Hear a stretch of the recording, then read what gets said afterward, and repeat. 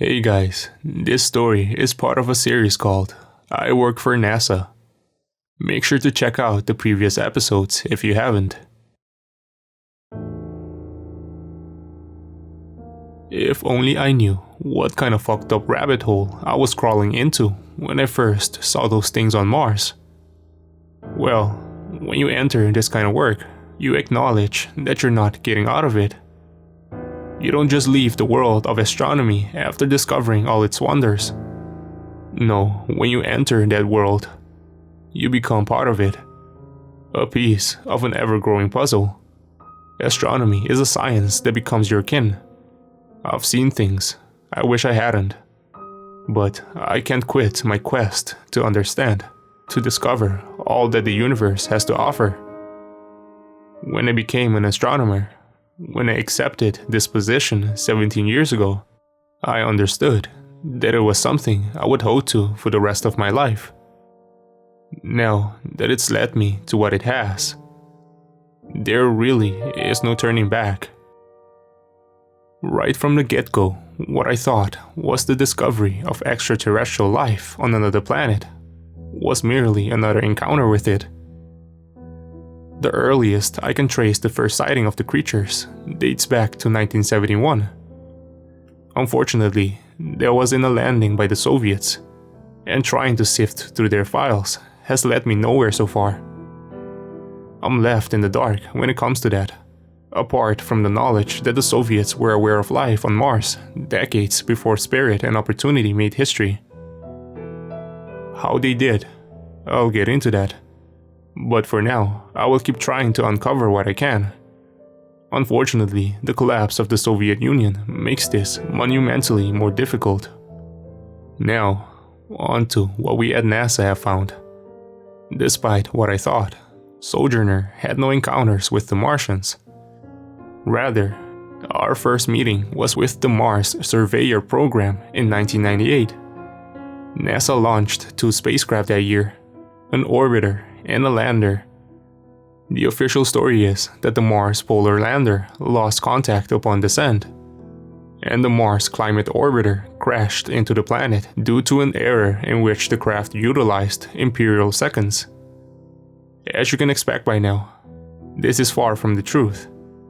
Lander continued communications for at least 17 hours, and although most records are scrubbed, I found a mostly uncensored report. I'm not sure who recorded it.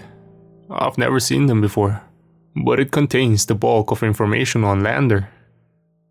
Here's the transcript.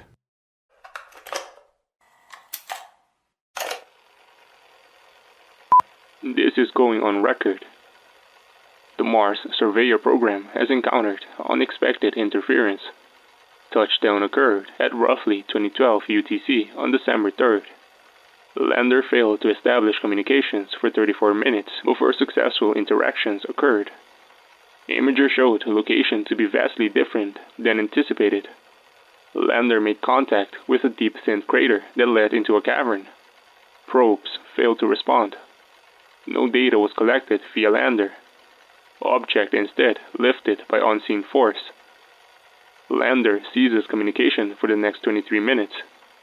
Upon return, an image of a shrine was sent. The shrine appeared ritualistic in nature and was carved out of an unknown material, likely obsidian.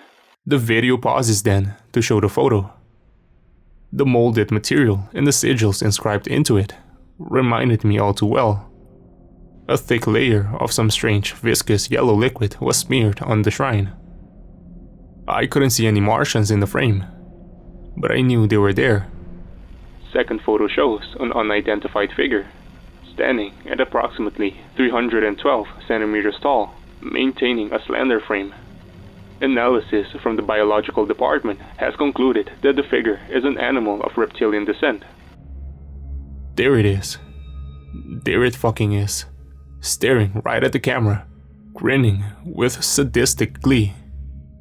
The next 2 frames are simply clearer shots of both the Martian and the shrine. Whatever kind of fucked up religion they had, they were dedicated to it. Pieces of metal, presumably from prior landers, were used as decoration. Another similar figure appears, measuring slightly shorter at 306 centimeters. The two figures kneel in front of the shrine. Communication ceases for 49 minutes. When it resumes, Lander has been moved back, giving it a clear view. Yet another figure is standing at the altar with a lowered head. Figure turns to face the camera. This one was odd. Markings were present along the creature's scales. For what purpose, we'll get into later. The next few frames are simply more shots of this specific individual. Strangely, there's no malice in this one. Merely a solemn gaze into the lens. It's the first Martian that didn't give me a death glare. 4 other figures enter the frame. The middle figure, hereby designated as the tribute, gets on top of the altar and lays down on its back. The 4 others each take one limb from the tribute and hold it in place before restraining the tribute to the shrine. Tribute shows no signs of hesitation. This frame appears to show them communicating with the others. The 4 figures exit the scene, leaving Tribute alone. 9 minutes pass before a figure enters the frame and stares at the camera. I won't lie, I almost stopped there. Those eyes, I know them. Spirit knows them. Oppie knows them. It was as if this fucking thing was following me. But this was the past, long before Spirit made contact. My heart started racing faster after seeing it, but I pressed on. The voiceover ends, leaving just the photos streaming like video. Tribute seemed agitated, almost distressed even. As the larger creature stepped back, gaze fixated on the camera. With its 2 hands, it places them onto Tribute's body, tracing the markings with its claws. With a sickening grin, its claws pierce down into Tribute's scales, tearing apart their flesh. There's no audio attached, but Tribute's expression changed from one of fear and desperation to one of agony. I won't go into detail here for the sake of your sanity, but Tribute was swiftly eviscerated with ruthless efficiency, splattering the shrine with yellow blood. They remained alive for a long while, but eventually succumbed to their wounds. The cuts were drawn along the symbols of their body. When the deed was done, the monster rose from the shrine, eyes having never left the cameras. Then, with one quick strike, it tore Lander apart, ending the signal. The rest of the report talks about the implications and the definite cover-up that would need to happen.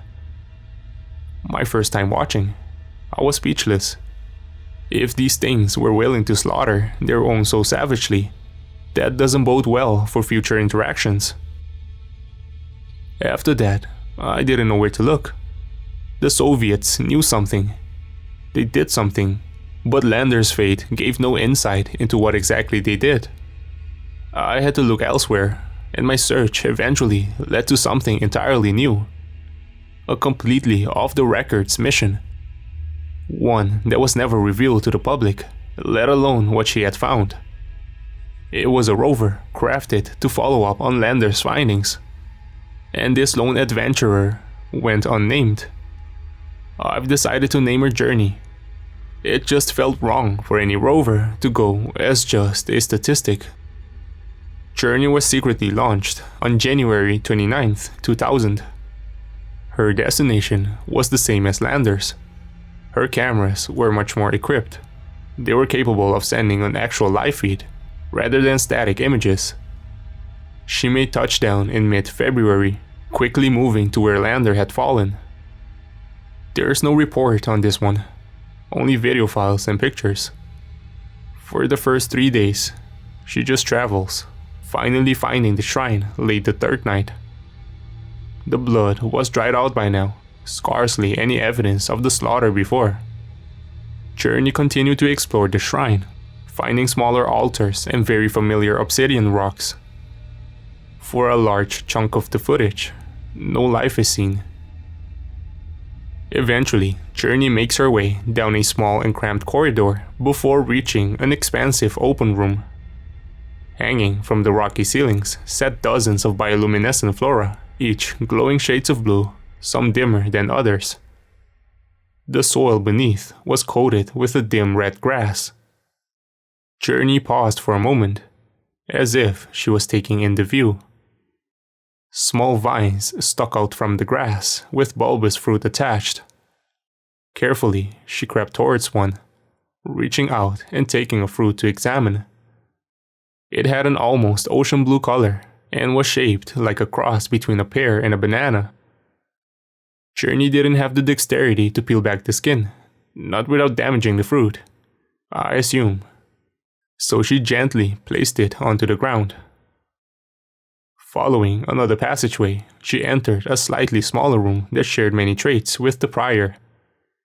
Instead of the pear-like fruit, this room seemed reserved for the cultivation of a large watermelon-like fruit, differed only by its mango mixture of colors. This room was a dead end, so Journey turned around, back the way she came. The next few rooms are all of the same caliber, a room containing a single type of fruit. It wasn't until Journey encountered a massive underground ravine that things changed. The small opening gave way to an expansive chasm, walls adorned with balconies and doorways all the way to the top. It was undeniable. An underground Martian village.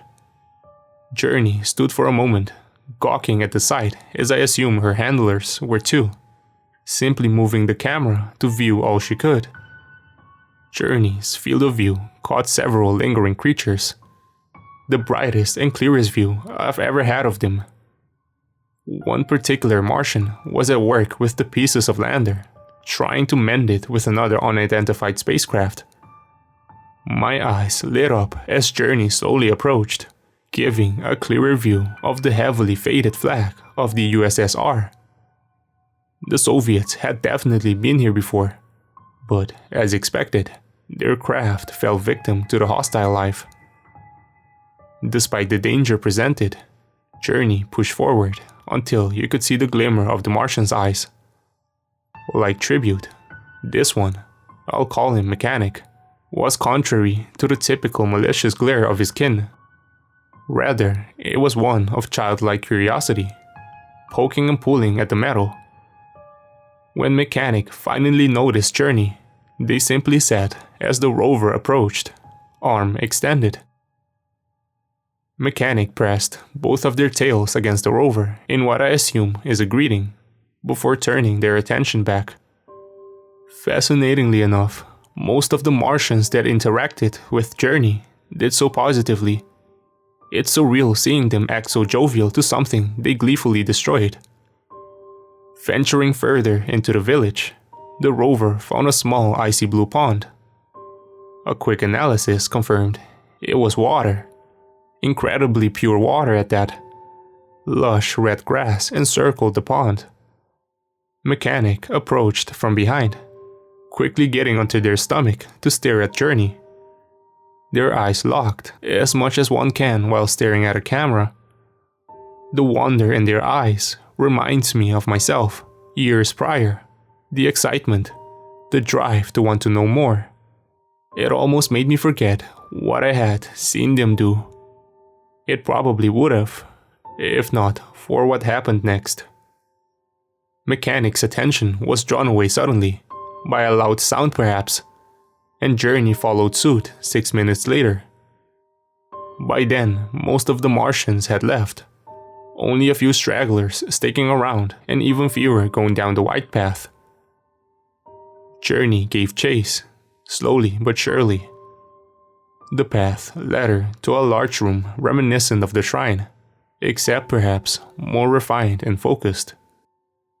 Hundreds of the Martians were gathered around, staring at the altar where those oh-so familiar eyes were situated.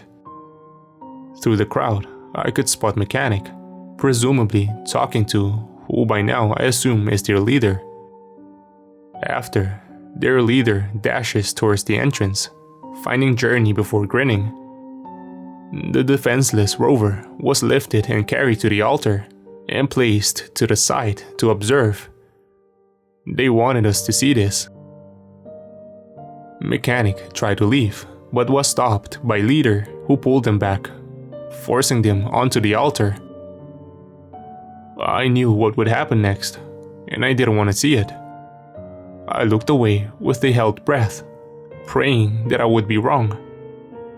But I was all too right. When I glanced back a minute later, his corpse was unrecognizable, mutilated beyond recognition. It was barbaric. How could a society so intelligent perform such horrific acts? Journey peeked at the cheering crowd, sending a pit in my stomach. Not all were cheering, but they were definitely a minority. The crowd of Martians enjoyed the show. Somehow, Mechanic was still alive, his eyes gazing into Journey's, beggingly. The rover stood still, and fury filled my veins. Her operators were letting this happen.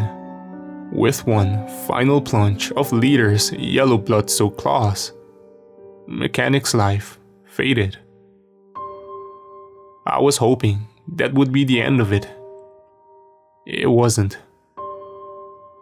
As Leader unceremoniously tossed the body aside, 3 figures walked towards the altar, each lending their strength to carry a body of their own. Reaching the end of the hall, they were sprawled out, and my horror rose tenfold. They weren't bodies. They were people. Living, breathing people. Men on Mars. And they were terrified. The 2 males were chained to the altar while the blonde woman was dragged to Journey where she was hidden off camera. I screamed at the rover to move, to help, to do something other than stand and watch. But her operators gave her no aid to assist. Journey was as powerless as these men. The crowd seemed to go insane, beyond ecstatic at the prospect of a ritualistic slaughter. The man on the right, with brown hair, stared defiantly at Leader, bravely facing his death with dignity. The quality of the camera was good enough to even let me see him spit at his killer mockingly. Judging purely by appearance, he was Russian. The Soviets had been to Mars. They even landed on it. I can see why they didn't say.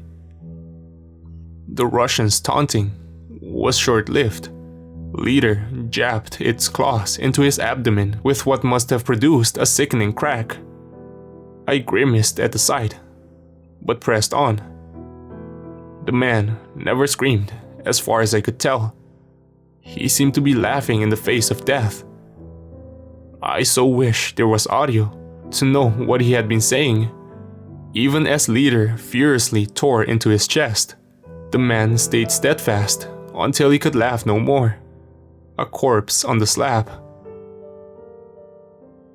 The man beside him seemed much younger and significantly less composed. Terror was visible on his face as Leader prepared to deliver him onto the same fate. His eyes made contact with Journey, her lenses echoing the apathetic stance of her operators. The second man had no time to beg. Leader cracked open his chest like a newborn xenomorph would hatch from its host. The man thrashed, kicked, screamed, cried. It made no difference. Leader didn't care, and neither did the operators. Journey sat there, forced to watch along with the woman. The man's torment didn't last long. Mercifully, he died quick. Leader stepped back, hunching over with its head pointed up. It unhinged its jaws in what I can only imagine was an unholy roar of sadistic pride. The crowd was pleased, to say the least. Leader went on to drag out the woman, who had tears in her eyes, forcing her to stare at the camera. She shook her head, reluctant of something. But her resistance was put to an end with Leader's razor-bladed tail slicing across her back. She fell over, blood pouring out her back before picking herself up, emotion draining from her face. She says something, her body trembling, before the feed finally cuts out. Journey's end. The first time I saw that, I was distressed. I was scared. I was enraged. I didn't even try to think about what she had said. The next day, I watched it again, preparing to transcribe it. It was only then my interest took note. Leader wanted her to say something. It was most definitely in Russian, a language I'm not fluent in, let alone reading lips to understand. I've given it my best shot, and, well, there's no question about it. I have to find out what the Soviets found. I have to find out what they did. I'm too deep into this now, and hell, I probably know enough to where I might actually be in real danger now, especially with all I'm revealing. But the world needs to know. You have to know what she said. This is all our fault.